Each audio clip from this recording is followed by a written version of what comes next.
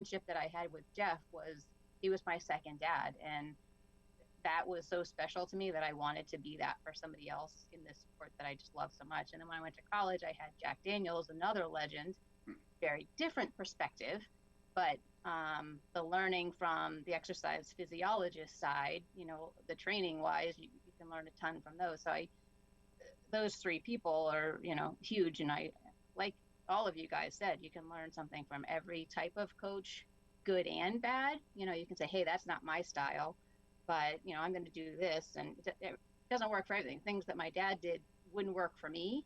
But we all have our own style. But growing up with those three and my running career was pretty unique. And then the people that I coach with, coaching with Sue Johnson, and she's, fantastic in the knowledge that she can give me. And then I've got Ed Daniels, who is, doing stuff, and Nukes, and surrounding people that we have at Londonderry are phenomenal as an adult in coaching and learning from them. Um, so I guess that's. Yeah. It's really easy for me. Mr. Ralph Coleman was my high school coach in high school, one of two, and the other one being Mr. Joe Biddy. And I called him Mr. Biddy and Mr. Coleman out of utmost respect. I knew Mr. Coleman from when he started the town races in third grade when I thought, like everybody, I could be a sprinter. And he told me to run in a straight line. But he's very simple, matter of fact, as far as making life make sense. And he specifically was my inspiration to become a teacher and a coach. I use his workouts or modify his workouts, adapt his workouts to this day, but more so how he spoke to me, how he treated me as an athlete and as a person. Mr. Biddy was a huge motivator of how to overcome the negatives in life also, and I patterned that also after him. Back to Mr. Coleman, he's kind of like the Larry Martin of New York as far as how to run a track meet in under an hour with the card system.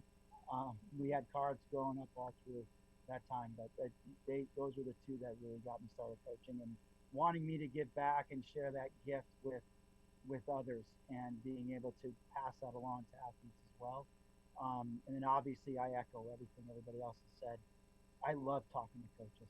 I Yeah. love it. I just love learning about our craft and how other people in different, in similar but different type of situations handle things, from training to coach athlete relationships, coach AD relationships, everything. It's very fortunate where we are. So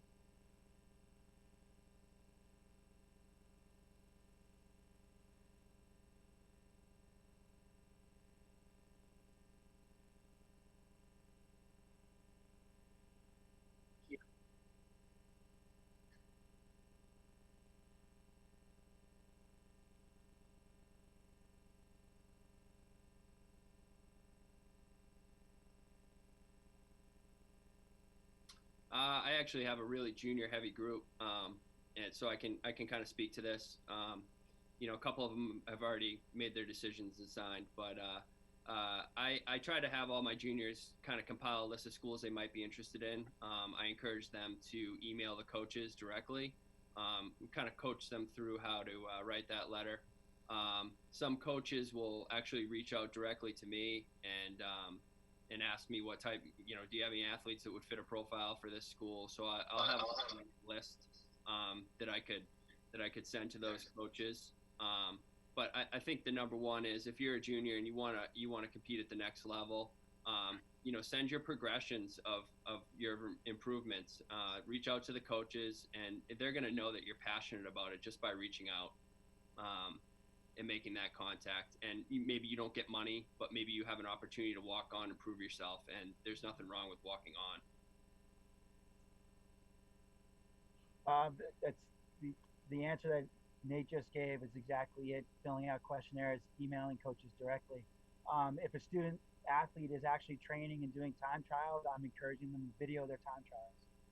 Obviously, it's New Hampshire Track and Field.com They're not going to be covering their time trials like you do the track meets themselves, but if they're able to video them and then send them along, create their own little YouTube private site and send them along, that would be very useful as well. So, the college coaches understand what they're going through. They totally get it, and they could also forecast their improvement, just like if you do the progressions like that too. This is going to be the year of this, and they're going to understand that they're always going to be known as the junior class of the COVID situation, and it's going to be understood. But I also think it's a lot if you are able to go through training and do some time trials on your own, whether the performance is great or not, that speaks to your dedication to the sport, and I also think that gives you appeal to a college coach. Yeah, I'd have to agree with all that. They know we've gone into some of these chalk talks and all different sports, and the college coaches are reaching out and doing these discussions like this, and they're all kind of going, yeah, we're doing the same thing. I mean, their spring track season was canceled too, so they get it, and everybody across the country is in that sort of stalled, so nobody had that progression. So I guess I just keep reminding them that we're all in the same boat, and like like Nate said, reach out and say that you're interested. And I love what Coach Cox said about you getting through this. If you really take that time on your own without your team, that's saying a lot about you and your dedication to the sport. And they're going to love to see that kind of stuff. So I would encourage, what are you doing right now? Tell that coach when you reach out what you're doing to stay fit. Good. So, I mean, I got Landon, one of the top guys in New Hampshire, for his junior year going into his senior year. He comes from a family that hasn't sent anybody to college before. His dad, I don't think he finished high school and stuff like that. So it's a fully new experience for him. He's spent this year dedicating it to his academics. And so I've actually got I just picked up a pile of letters that have come in that I got to get to him, but we're going to have a conversation about, what he needs to do based on the idea that, he doesn't have any spring track times to go off of, and, how to direct his search to define it, to narrow it down for him to get the right schools and stuff like that. So it's just a little bit more hands-on than just showing what you're capable of and hoping the right people come knocking.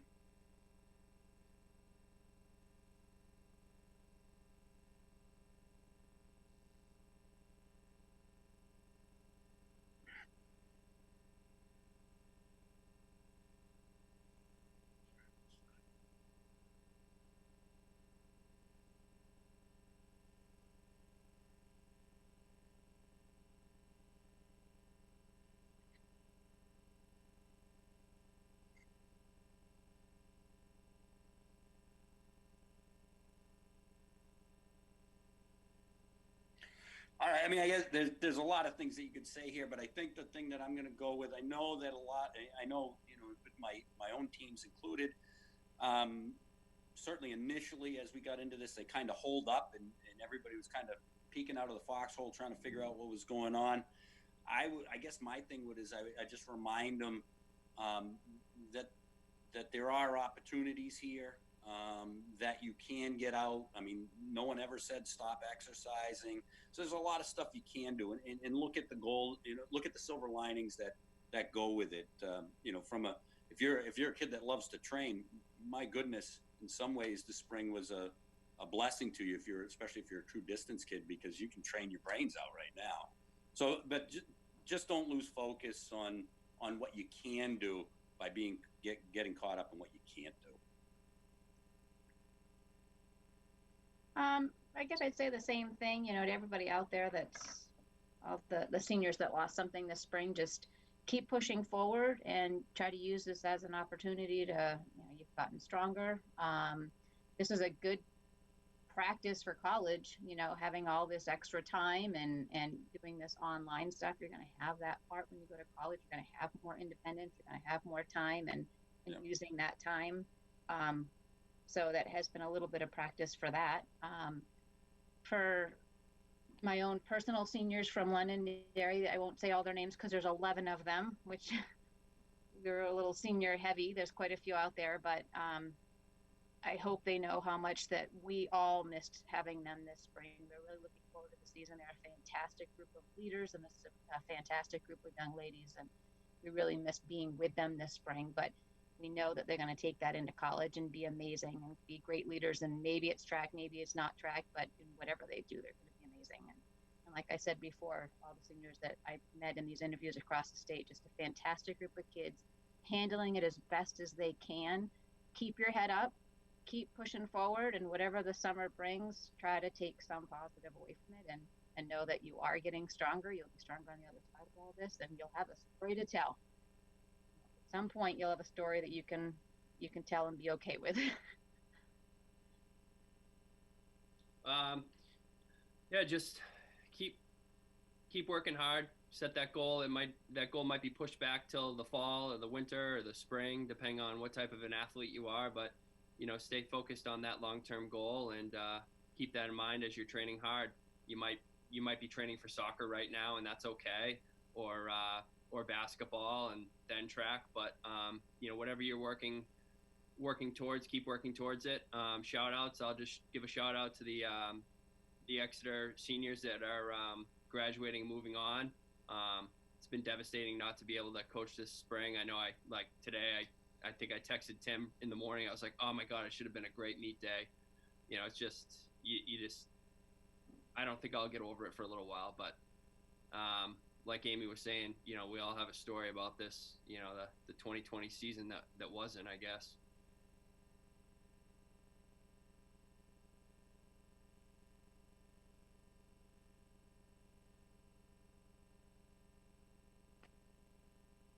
Yeah.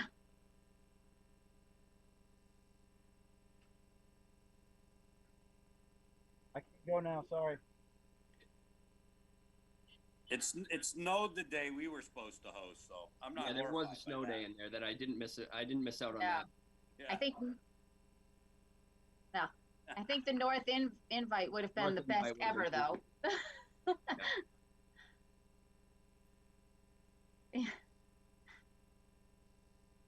Yeah, sorry about that. Somebody came to my door, and I'm home alone with my 8-year-old, so guess he didn't feel like answering the door.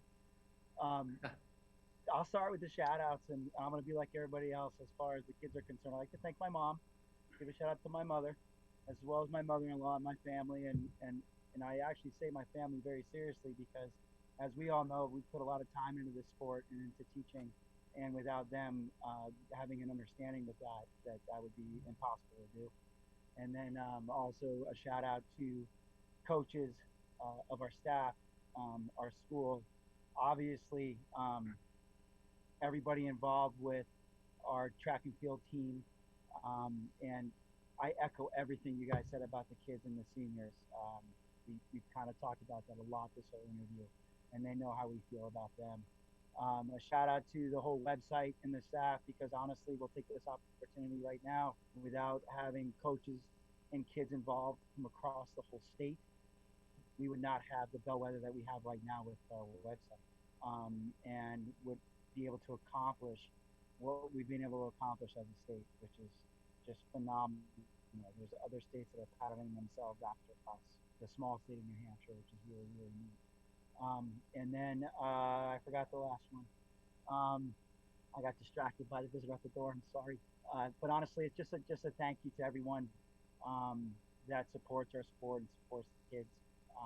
And like I said, everything that the coaches said about finding the silver lining and continue to move forward, that's the biggest thing. And turn the page, so to speak, on this season, because it's done. But make the best of it as you always do. And the state of New Hampshire, the cool thing about doing the website, and I think you guys have all said this and touched upon this, is you see how absolutely awesome the state is, from the coaching down to the athletes, to even working with other entities like UNH for state championships, and New England's a couple years ago that the New England people keep coming back to us to try to host again, and we keep saying no because other states need to do their thing.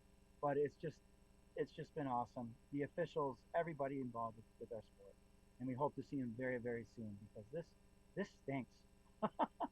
We'll try to see the positive of it all, but the realistic version of this stinks. we want to get back to what we do, and hopefully we can do that soon.